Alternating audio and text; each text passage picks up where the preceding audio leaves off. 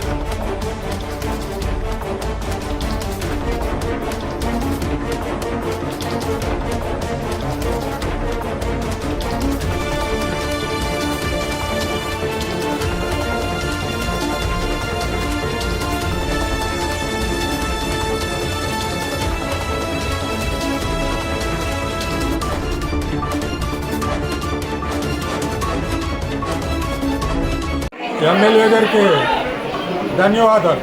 ఏం చేద్దంటే ఇలాగా మందపల్లిలో ఇంత దరిద్రంగా మెయింటైన్ చేస్తున్నారని మేము ఎప్పుడూ ఊహించలేదు.